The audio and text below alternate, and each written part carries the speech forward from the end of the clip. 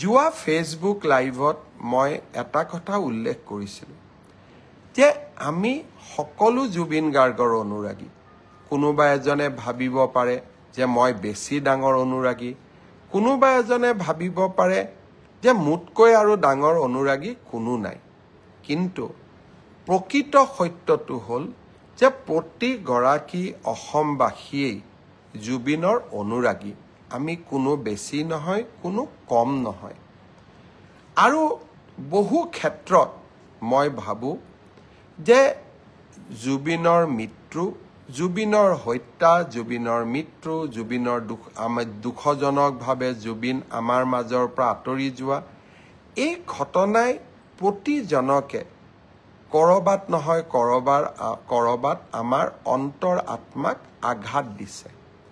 আৰু এজন জুবিনৰ অনুৰাগী হিচাপে মই তাৰ ব্যতিক্ৰম নহয়।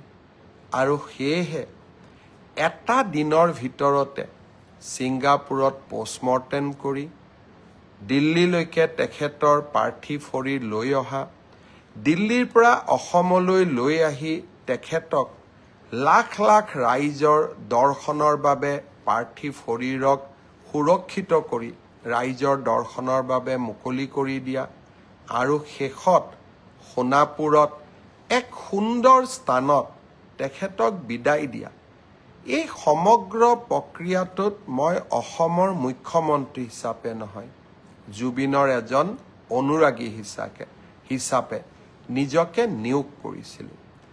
যোৱা ফেচবুক লাইভত মই ৰাইজক প্ৰতিশ্ৰুতি দিছিলোঁ যে জুবিনক ন্যায় দিয়াৰ দায়িত্ব ৰাজ্য চৰকাৰৰ, আৰু ৰাজ্য চৰকাৰে সেই দায়িত্ব নিষ্ঠাৰে সৈতে পালন কৰিব।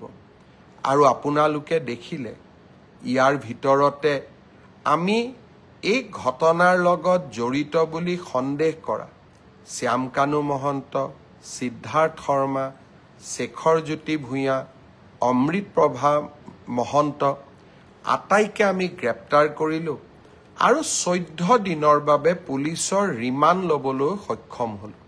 সাধাৰণতে কোনো ন্যায়ালয়ে 14 দিন পুলিচ ৰিমাণ্ড নিদিয়ে। এই ক্ষেত্ৰত আমাৰ প্ৰচেষ্টাই এটা ব্যতিক্ৰমী ৰূপ ল'লে। প্ৰথমবাৰৰ বাবে আমি কোনোবা এজন অভিযুক্তৰ বিৰুদ্ধে 14 দিনৰ পুলিচৰ ৰিমাণ্ড ল'বলৈ সক্ষম হৈছোঁ। যিসকল অধিবক্তা আছে তেওঁলোকে জানে আদালতে 3 দিন 4 দিন কৰি ৰিমাণ্ড দিয়ে, কিন্তু একেলগে আমি 14 দিনৰ ৰিমাণ্ড ল'বলৈ সক্ষম হ'লোঁ। এতিয়া আমাৰ অপেক্ষা ছিংগাপুৰত থকা অসমীয়া লোকসকলে যাতে আমাৰ তদন্ত প্ৰক্ৰিয়াত আহি সহযোগিতা কৰে, আৰু তেখেতসকলে যদি এই তদন্ত প্ৰক্ৰিয়াত সহযোগ নকৰে আমি তেখেতসকলৰ বিৰুদ্ধেও আমি কঠোৰ হ'ম। বহুতৰ প্ৰশ্ন আছিলে যে ছিংগাপুৰত পষ্টমৰ্টেম হ'ব, ৰিপৰ্ট পাম নে নাপাম। যোৱাকালি জুবিনৰ পত্নী গৰিমা গাৰ্গৰ হাতত আমি ছিংগাপুৰৰ পষ্টমৰ্টেম ৰিপৰ্টটো তুলি দিছোঁ।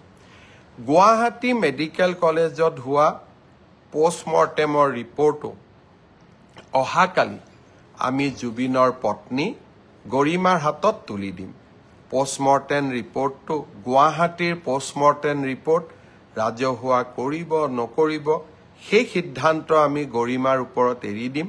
আমি গৰিমাৰ ওচৰত বা গৰিমাৰ হাতত আমি পষ্টমৰ্টেম ৰিপৰ্ট গতাই দিম, আৰু আমি আদালতকো এই পষ্টমৰ্টেম ৰিপৰ্ট আমি গতাই দিম। আপোনালোকক জনাবলৈ পাই মই সুখী হৈছোঁ যে জুবিনক ন্যায় দিয়াৰ ক্ষেত্ৰত আমি আৰু এটা ডাঙৰ কাম কৰিবলৈ সক্ষম হৈছোঁ। ন্যায়িক তদন্ত প্ৰথমবাৰৰ বাবে গুৱাহাটী উচ্চ ন্যায়ালয়ৰ মাননীয় মুখ্য ন্যায়াধীশগৰাকীক আমি আহ্বান জনাইছিলোঁ যে জুবিন গাৰ্গৰ মৃত্যুৰ তদন্ত কৰিবলৈ এখন জুডিচিয়েল কমিশ্যন, ন্যায়িক আয়োগ গঠন কৰিব লাগে, আৰু এই ন্যায়িক আয়োগত ৰিটায়াৰ্ড জাজ নহয়, অৱসৰপ্ৰাপ্ত ন্যায়াধীশ নহয়, হাইকোৰ্টৰ বৰ্তমান ন্যায়াধীশ এজনক নিযুক্তি দিব লাগে। আমাৰ অনুৰোধত মাননীয় উচ্চ ন্যায়ালয়ৰ মুখ্য ন্যায়াধীশ ডাঙৰীয়াই এজন বিচাৰপতি জাষ্টিছ সৌমিত্ৰ শইকীয়াক এই আয়োগখনৰ অধ্যক্ষতা কৰিবলৈ অনুমোদন জনাইছে। যিসকল লোকে এই বিষয়ত দৃষ্টি ৰাখে তেওঁলোকে নিজেই জানে যে হাইকোৰ্টৰ চিটিং জাজে জুডিচিয়েল কমিশ্যন হেড কৰা আমাৰ ৰাজ্যত কৰবাত আগত এবাৰ বা দুবাৰ হ'ব পাৰে, কিন্তু ই স্বাভাৱিক নহয়। অহা কালি আমি জাষ্টিছ সৌমিত্ৰ শইকীয়া আয়োগ গঠন কৰিম। মই গুৱাহাটী উচ্চ ন্যায়ালয়ৰ মাননীয় মুখ্য ন্যায়াধীশ ডাঙৰীয়াক ধন্যবাদ জনাইছোঁ। আৰু এতিয়া যিসকলে ইউটিউব, ফেচবুক, টুইটাৰত জুবিনৰ হত্যাৰ বিষয়ে বিভিন্ন তথ্য দাঙি ধৰিছিল, এতিয়া তেওঁলোকৰ দায়িত্ব হ'ব যে তেওঁলোকে এই ন্যায়িক আয়োগৰ সন্মুখলৈ গৈ শপতনামা দাখিল কৰা। কৰবাত ফেচবুকত লাইক, ইনষ্টাগ্ৰামত ফলোৱাৰ গোটাবলৈ জুবিনৰ অনুৰাগী হোৱা আৰু ন্যায়িক আয়োগক এতিয়া গৈ সহযোগিতা কৰা। আমি নিশ্চিতভাৱে সেইসকলৰ প্ৰতি লক্ষ্য ৰাখিম যিসকলে ফেচবুক আৰু ইনষ্টাগ্ৰামত বিভিন্ন কথা ক'লে। এতিয়া তেওঁলোকে ন্যায়িক আয়োগৰ আগত শপতনামা দাখিল কৰাৰ দায়িত্ব পালন কৰিবনে নাই। নাও the ball will be in there court. তেওঁলোকে এতিয়া ইয়াক কেনেকৈ ব্যৱহাৰ কৰে তাৰ পৰাই আমি প্ৰমাণ পাম যে কোন আচলতে কিমান জুবিনৰ অনুৰাগী। শ্ৰদ্ধা ৰাইজ, মই আপোনালোকক এটা পুৰণা কথালৈ মনত পেলাম। 13/8/2020 তাৰিখে গুৱাহাটী মহানগৰীৰ মাজমজিয়াত জুবিনক 4জন যুৱকে আক্ৰমণ কৰিছিল। তেতিয়া জুবিনে কৰোনাৰ সময়ত ষ্টুডিঅ'ত যোৱাৰ সময়ত জুবিন সেই আক্ৰমণৰ বলি হৈছিল। পুলিচ তদন্ত হৈছিল, পিছত কি হৈছিল কি নাই হোৱা সেই বিষয়ে মই নকওঁ। কিন্তু সেই সময়ত জুবিনক এই আক্ৰমণৰ গৰিহণা বা সমালোচনা ৰাজনীতি কৰা মানুহসকলে কৰা নাছিল। কা আন্দোলনৰ সময়ত জুবিনে আমাক বিৰোধিতা কৰিছিল, কিন্তু সেই সময়তো এই ঘটনাৰ নিন্দা কৰি মই দিয়া দীঘলীয়া টিভিৰ ইণ্টাৰভিউ এটা মই ফেচবুকত আপলোড কৰিম। আপোনালোকে শুনিব আৰু তেতিয়া আপোনালোকে গম পাব যে আৰু সেই কাৰণেই সেই সময়ত জুবিনৰ জীৱিত অৱস্থাত জুবিনৰ নিৰাপত্তা আৰু জুবিনক এক প্ৰকাৰ কেনেকৈ অসমীয়াই সন্মান জনাব লাগে সেই বিষয়ে মোৰ আগবঢ়োৱা বক্তব্য আপোনালোকে মই আপলোড কৰা ভিডিঅ'টোৰ পৰা চাই বুজিব পাৰিব। এতিয়া প্ৰশ্ন হৈছে যে জুবিনৰ হত্যাৰ বা জুবিনৰ মৃত্যুৰ তদন্তক বিপথে পৰিচালিত কৰিবৰ বাবে আমাৰ মাজত কিছুমানে প্ৰচেষ্টা চলাইছে নেকি? জুবিনৰ মৃত্যুৰ সুযোগ লৈ সিদিনাখন গুৱাহাটী মহানগৰীত এক প্ৰকাৰ যি পৰিৱেশ সৃষ্টি কৰি দিয়া হৈছিল, সেই পৰিৱেশৰ আঁৰত কোনবোৰ ব্যক্তি আছিল? মই ৰাইজক আকৌ এবাৰ ক'ম, চৰকাৰখনক আপোনালোকে বেয়া পাব পাৰে। আমি আপোনালোকৰ কিছুমানৰ ঘৰ এভিকশ্যন কৰিছোঁ, আপোনালোকে আমাক বেয়া পায়। কিন্তু এভিকশ্যনৰ প্ৰতিশোধ ল'বলৈ জুবিনক আপোনালোকে ঢাল হিচাপে ব্যৱহাৰ নকৰিব। জীৱনকালত কোনটো জাগাত আপোনালোকে জুবিনক সংগীত অনুষ্ঠান পৰিৱেশনৰ কাৰণে মাতিছিল? বাংলাদেশৰ পৰা মমতাজক লৈ অহা কেইবাটাও উদাহৰণ আছে, কিন্তু আপোনালোকৰ অঞ্চলবিলাকত গৈ জুবিনে সংগীত অনুষ্ঠানো পৰিৱেশন কৰিব পৰা নাছিল। জুবিনৰ মৃত্যুৰ পিছত আপোনালোকে কেনেকৈ জুবিনৰ অনুৰাগী হৈ পৰিলে? হিমন্ত বিশ্ব শৰ্মাৰ ওপৰত আপোনালোকে প্ৰতিশোধ ল'ব লাগে।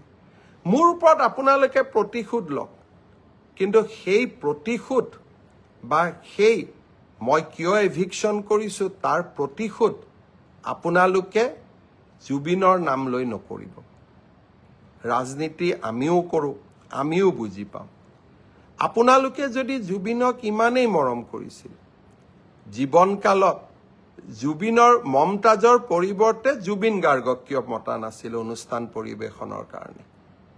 আৰু 2020 চনত 13 তাৰিখে যেতিয়া জুবিনৰ ওপৰত আক্ৰমণ হৈছিল তেতিয়াতো আপোনালোকে ফেচবুকত লিখা নাছিলে আজি এভিকশনত বিজেপি আপোনালোকক এভিকশন কৰিছে বিজেপিৰ ওপৰত প্ৰতিশোধ ল'ব লাগে আৰু তাৰ কাৰণে আপোনালোকে জুবিনৰ দুখজনক মৃত্যুক এডাল অস্ত্ৰ হিচাপে ব্যৱহাৰ কৰিব তাক কেতিয়াও আমি মানি ল'ব নোৱাৰো শ্ৰদ্ধাৰ ৰাইজ কোনবোৰ ব্যক্তি আজি সক্ৰিয় হৈ আছে আপোনালোকে এই ফটোখন চাওক বিমানবন্দৰত যেতিয়া আমি শ্যাম কানু মহন্তক গ্ৰেপ্তাৰ কৰি লৈ আহিছিলোঁ এইখন আছিল তেখেতৰ প্ৰকৃত ছবি কিন্তু চৰকাৰখনক বিপদত পেলাবৰ বাবে আৰ্টিফিচিয়েল ইন্টেলিজেন্স AI প্ৰয়োগ কৰি হাঁহি থকা শ্যাম কানু মহন্তক ৰাইজৰ সন্মুখলৈ লৈ অহা হ'ল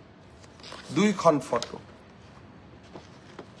এইখন ফটো অৰিজিনেল এইখন ফটো ডুপ্লিকেট এই কামবোৰ কিয় কৰি আছে জুবিনক ন্যায় দিবৰ বাবে জুবিনক ন্যায় দিয়াৰ বাবে আপোনালোকে এনেকৈ ফটোশ্বপ কৰিবলগীয়া হৈছে ভুৱা ফটো বনাবলগীয়া হৈছে হাঁহি থকা ফটো এখন আপোনালোকে বনাই দিলে কিন্তু প্ৰকৃত ফটো আছিল এইখন ই কি প্ৰমাণ কৰিছে তাৰ মানে আজি এটা চক্ৰ প্ৰতিটো পৰ্যায়তে একোটা ষড়যন্ত্ৰৰ আকাৰ দি জুবিনক ন্যায় দিয়াৰ প্ৰক্ৰিয়াক এটা অসম চৰকাৰ বিৰোধী অৱস্থানলৈ ৰূপান্তৰ কৰাৰ বাবে প্ৰচেষ্টা কৰিছে এই প্ৰচেষ্টা আমি সফল হ'ব নিদিও আজি এইখন চৰকাৰে সাহসিকতাৰে কাম কৰি আহিছে উচ্ছেদেই হওক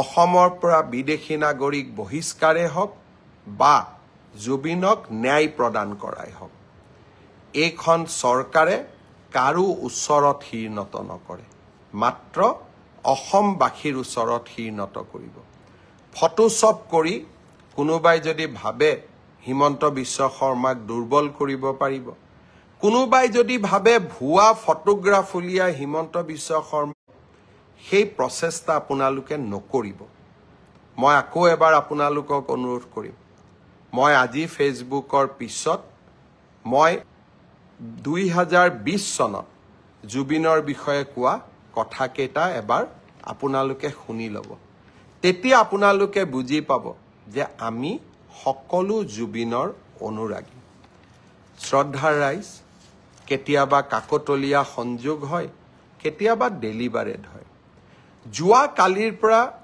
এখন নতুন নাটক আৰম্ভ কৰা হৈছে শ্যাম কানু মহন্ত উচ্চতম ন্যায়ালয়ত কেনেকৈ যাব পাৰে কোনোবা উচ্চতম ন্যায়ালয়ত যাব খুজিলে তাক কোনেও ৰখাব নোৱাৰে কাৰণ সমগ্ৰ বিশ্বৰ পৰাই আজিকালি ইণ্টাৰনেটৰ জৰিয়তে উচ্চতম ন্যায়ালয়ত কোনোবাই আবেদন কৰিব পাৰে ন্যায় বিচৰাৰ অধিকাৰ সকলোৰে আছে মই মুখ্যমন্ত্ৰী এগৰাকীয়ে কেনেকৈ মানুহক বাধা দি ৰাখিম যে আপোনালোক উচ্চতম ন্যায়ালয়ত নাযাব কিন্তু উচ্চতম ন্যায়ালয়ত শ্যাম কানু মহন্তই কি আবেদন কৰিলে যে অসম পুলিচৰ ওপৰত মোৰ বিশ্বাস নাই SITৰ ওপৰত মোৰ বিশ্বাস নাই ৰাজ্যখনৰ টপ এক্সিকিউটিভ অৰ্থাৎ মুখ্যমন্ত্ৰীৰ ওপৰত মোক বিশ্বাস নাই মোক কাক লাগে মোক CBIক লাগে এই কথাখিনিয়ে যোৱা 5 দিন আগৰ পৰা কোনে কৈ আহিছে অখিল গগৈ ডাঙৰীয়াই মোক লিখিতভাৱে জনাইছে যে অসম পুলিচৰ ওপৰত মোৰ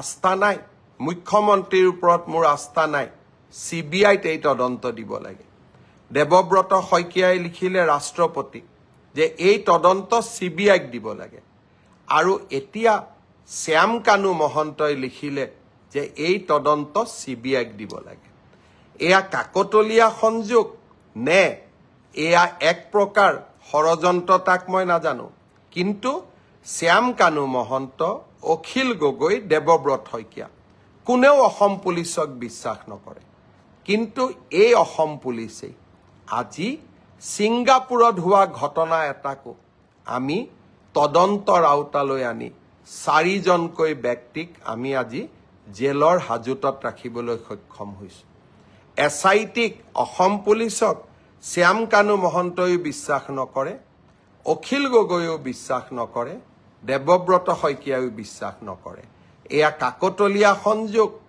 নে আন কিবা তাই সেয়া বিচাৰৰ দায়িত্ব আপোনালোকৰ কিন্তু এই অসম পুলিচে অসমত গড় হত্যা ৰোধ কৰিছে এই অসম পুলিচে সন্ত্ৰাসৰ বিৰুদ্ধে অসমক জয়লাভ কৰোৱাইছে আৰু এই অসম পুলিচে জুবিনৰ ন্যায়ৰ বাবে আমি সকলো কাম কৰিম এই কেইটা দিনত কেইজনমান ব্যক্তিয়ে অসম পুলিচে ক'ত ভুল কৰিছে তাক লিখিব আৰম্ভ কৰিছে তাৰ মানে ইনডাইৰেক্টলি তেওঁলোকে শ্যাম কানু মহন্ত আৰু সিদ্ধাৰ্থ শৰ্মাক বুজাইছে যে এই কেইটা পইণ্ট লৈ আপোনালোকে আদালতৰ ওচৰলৈ যাওক এই কুচকাৱাজবিলাক আপোনালোকে কিয় কৰি আছে আপোনালোকে জুবিনৰ মৃত্যুৰ তদন্ত বিচাৰিছে নে নাই জুবিনক ন্যায় দিয়াটো বিচাৰিছে নে নাই মোৰ সন্দেহ থাকি গৈছে মই আশা কৰিম আপোনালোকে চৰকাৰখনক সহযোগিতা কৰক আৰু এতিয়া জুডিচিয়েল কমিছনো আমি গঠন কৰিলো ন্যায়িক তদন্ত কোনে ন্যায়িক তদন্ত কৰিব গুৱাহাটী উচ্চ ন্যায়ালয়ৰ এজন সিটিং জাজ জাষ্টিস সৌমিত্ৰ শইকীয়া তেওঁক আপোনালোকে সহায় কৰক অসমখনক 2026ত নিৰ্বাচন হ'ব আপোনালোকে বিজেপিক হৰুৱাব খোজে বেলেগ ইস্যু লওক ৰাস্তা হোৱা নাই কাজিৰঙাত কৰিডৰৰ কথা কৈছিল কৰিডৰ হোৱা নাই নামৰু ফাৰ্টিলাইজাৰ খুলিম বুলি কৈছিল খোলা নাই দলং বনাম বুলি কৈছিল বনোৱা নাই চাকৰি দিম বুলি কৈছিল দিয়া নাই লোন দিম বুলি কৈছিল দিয়া নাই জুবিনৰ মৃত্যুক লৈ নিকৃষ্ট ষড়যন্ত্ৰ নকৰিব আৰু এটা কথা মই আপোনালোকক কৈ দিওঁ এভিকশন চলি থাকিব আপোনালোকে যদি ভাবিছে যে আপোনালোকে এনেবোৰ আশ্ৰয় লৈ এভিকশনৰ পৰা আঁতৰি যাব খুজিব তাক আপোনালোকে কেতিয়াও মানি ল'ব নোৱাৰিব কাৰণ আমি আমাৰ জাতি মাটি ভেটি সুৰক্ষাৰ স্বাৰ্থত আমি অটল হৈ থাকিম আৰু আপোনালোকে মোক কেতিয়াও ডাইভাৰ্ট কৰিব নোৱাৰিব আৰু মই ডাইভাৰ্ট নহওঁ মই জুবিনকো ন্যায় দিম আৰু অসমৰ জাতি মাটি ভেটি ৰক্ষাৰ বাবেও মই অক্লান্ত সংগ্ৰামত নিয়োজিত হৈ থাকিম আপোনালোকক মই প্ৰত্যাহ্বান জনালো চ্যালেঞ্জ কৰিলো আপোনালোকে আপোনালোকৰ নিকৃষ্ট খেলখন খেলি থাকক অসমবাসী ৰাইজৰ অজস্ৰ আশীৰ্বাদ মোৰ মূৰৰ ওপৰত আছে মা কামাখ্যা মহাপুৰুষ শ্ৰীমন্ত শংকৰদেৱৰ আশীৰ্বাদেৰে আমি অসমখনৰ জাতি মাটি ভেটি ৰক্ষা কৰিম এভিকশন চলি থাকিব বিকাশৰ কৰ্মযজ্ঞ চলি থাকিব আৰু জুবিনক